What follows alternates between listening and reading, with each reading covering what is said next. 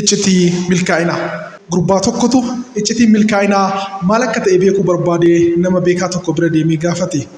Namichi beekaan sunis iccitii milkaa'inaa beekuu barbaadda taanaan guyyaa boruu laga biratti natti kottu jedheen. Erga mucichi dhufeen booda namichi iddoo garba guddaa tokko filatee mucicha qabatee lagatti seene. Akkuma laga keessa siqaa deemaniin lagni sun jara liqimsuu eegale. Erga bishaan qixxee seenanii booda namichi sun gurbaa sana qabee bishaan jala dabarse.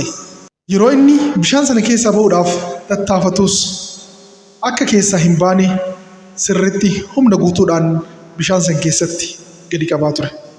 Booda irra garuu ol baasee gaafii kana dhiyeesseef. Yeroo bishaan jala turtetti wanti waan hunda caala si barbaachisu maal ture jedhee gaafate.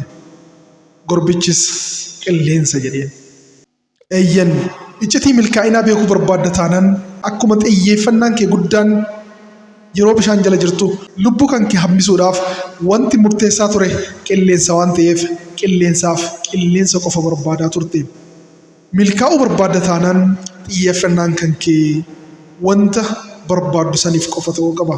Xiyyeeffannaa kan kee rakkoolee garaagaraa garanaa garasiisitti dhufaniin jijjiiruu osoo hin ta'in kallattiidhaan xiyyeeffannaa kan kee guutuun guututti wanta galmaan ga'uu barbaaddu sanaaf yoo kan gootu ta'e yoomillee taanaan milkaa'uun kan kee hin oolu jedheen.